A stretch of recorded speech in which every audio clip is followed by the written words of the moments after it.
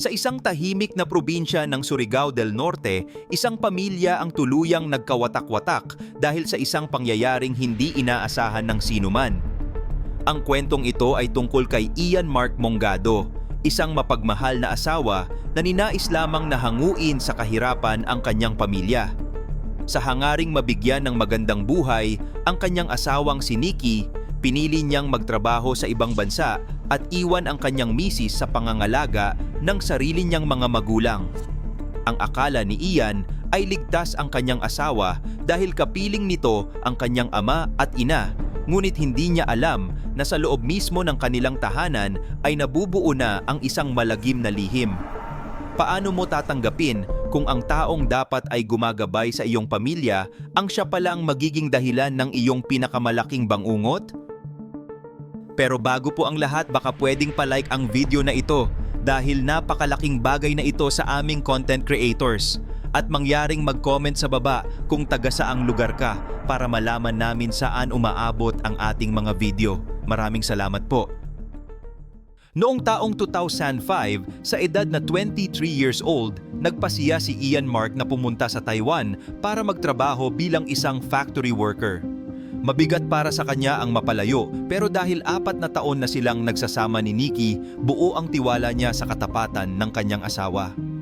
Para kay Ian, si Nikki ay isang simpleng babae na sobrang relihiyoso at mapagmahal, kaya naman wala siyang anumang pag-aalinlangan noong iniwan niya ito sa bahay ng kanyang mga magulang sa Surigao. Habang siya ay nasa malayo, ang tanging inspirasyon niya sa bawat araw ay ang pangarap na makapagpatayo ng sariling bahay para sa kanilang dalawa. Ang buhay ni Ian sa Taiwan ay hindi naging madali dahil sa bigat ng trabaho sa loob ng planta.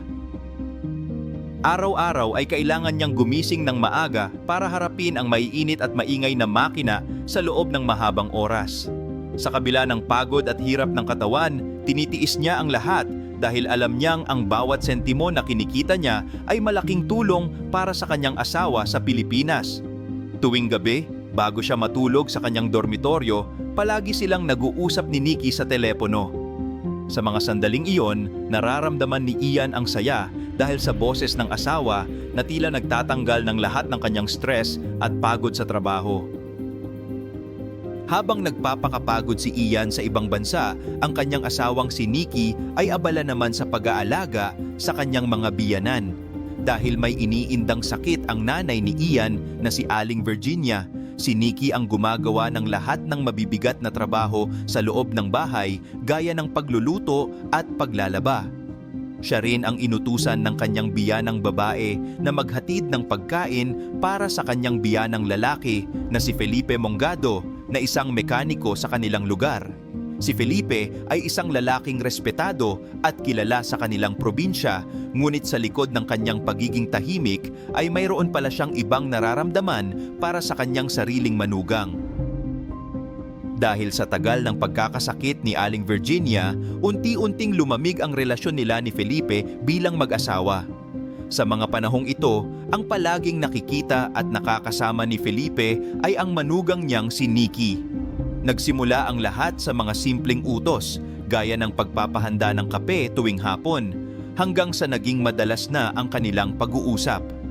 Pinupuri ni Felipe si Nikki dahil sa pagiging maalaga nito, at dahil wala si Ian Mark, unti-unting nakahanap ng pagkakataon ang matanda na mapalapit sa asawa ng kanyang sariling anak.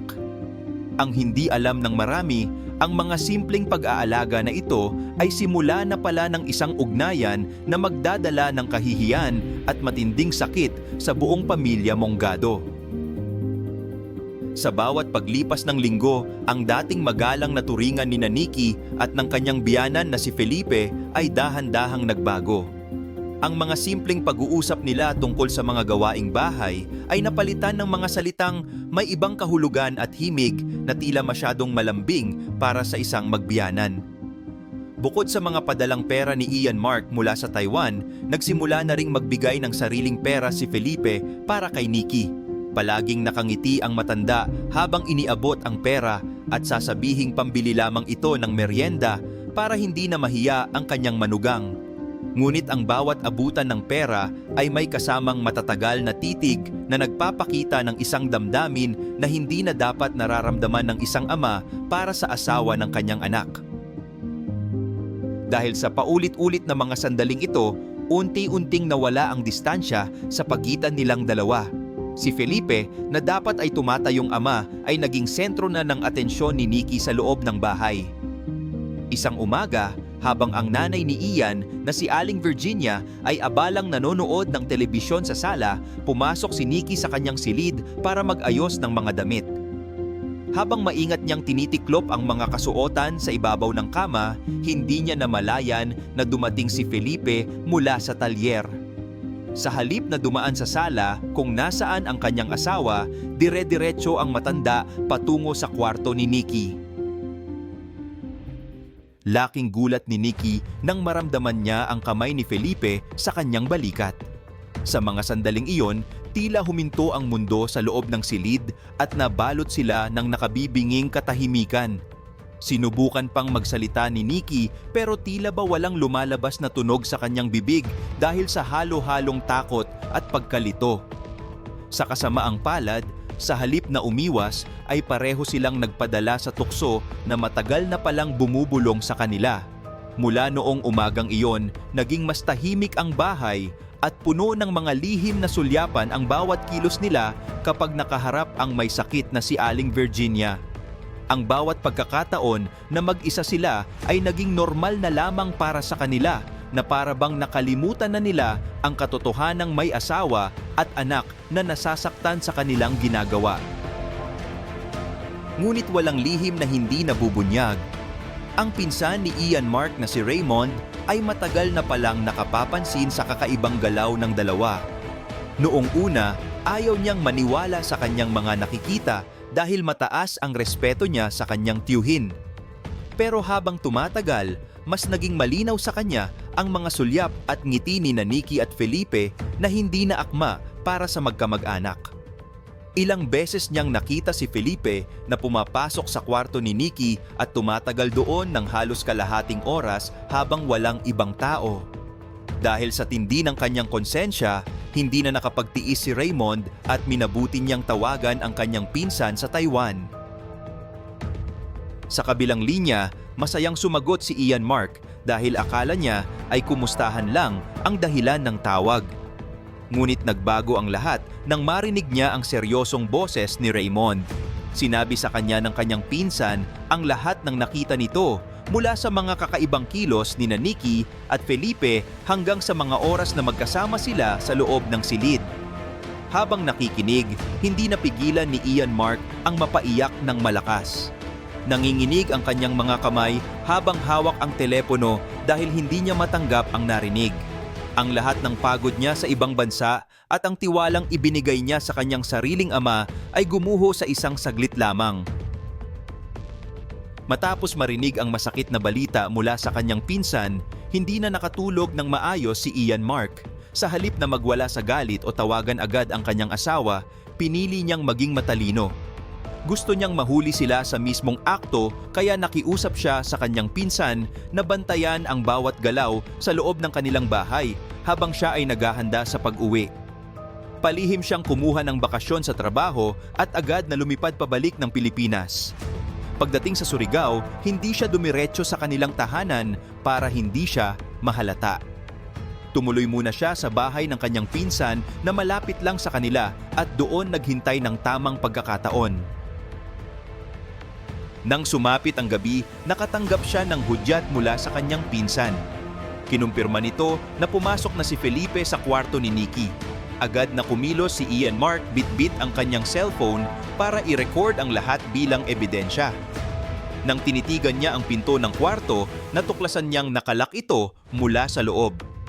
Dahil sa tindi ng emosyon, buong lakas niyang sinira ang pinto hanggang sa tuluyan itong bumukas. Sa sandaling iyon, tumambad sa kanyang mga mata ang pinakamasakit na eksenang maaari niyang makita. Habang nanginginig ang kanyang mga kamay sa pagkuha ng video, sumigaw siya sa galit at itinanong kung bakit nagawa sa kanya ito ng sarili niyang ama at asawa. Sa gitna ng kanyang pag-iyak, Isinumbat ni Ian Mark ang lahat ng sakripisyo niya sa ibang bansa. Sinabi niya na nagpakapagod siya sa Taiwan para matupad ang pangarap nilang mag-asawa na magkaroon ng sariling bahay. Ngunit sa halip na humingi ng tawad, malamig na sumagot si Nikki. Sinabi nito na kay Felipe niya naramdaman ang tunay na pag-ibig at ang mga pangangailangan niya bilang babae na hindi na ibibigay ni Ian dahil sa layo nito. Sa mga sandaling iyon, tuluyang nadurog ang puso ni Ian. Hindi niya akalain na ang pagmamahal na kanyang pinangalagaan ay itatapon lang ng ganoon kadali. Nagising naman ang kanyang ina na si Aling Virginia dahil sa gulo. Nang makita niya ang kanyang anak na si Ian at ang asawang si Felipe sa loob ng kwarto ni Nikki, hindi siya makapaniwala. Nahulog ang hawak niyang baso at nanghina ang kanyang mga tuhod sa tindi ng gulat. Niyakap siya ni Ian habang itinuturo ang katotohanang sumira sa kanilang pamilya. Agad na tumakas sina Nikki at Felipe dala ang hiya at takot habang naiwan si Ian at ang kanyang ina na kapwa luhaan. Mariing sinabi ni Ian na hindi na niya kailangang habulin ang dalawa dahil hawak na niya ang sapat na ebidensya para mabulok sila sa kulungan. Kinabukasan, maagang nagtungo si Ian sa presinto para magsampa ng kasong adultery. Ipinakita niya ang video, mga mensahe sa cellphone at mga litrato na nagpapatunay sa kanilang ugnayan. Sa tulong ng mga autoridad, natunton sina Nikki at Felipe sa isang kamag-anak sa kabilang bayan. Doon ay isinilbi ang warrant of arrest laban sa kanila. Sa loob ng presinto, nalaman pa ni Ian ang isa pang masakit na balita na 2 buwan ng buntis si Nikki. Sa kabila ng lahat, pinili ni Ian na idaan ang lahat sa legal na proseso at hindi gumamit ng dahas. Para sa kanya, ang pagkabilanggo ng dalawa ay ang tanging paraan para mabawi niya ang dignidad na kinuha mula sa kanya. Ang kwentong ito ay nagsisilbing babala na ang katapatan ay hindi dapat sinusubok dahil kapag ang tiwala ay mabasag, hindi na ito kailanman maibabalik sa dati.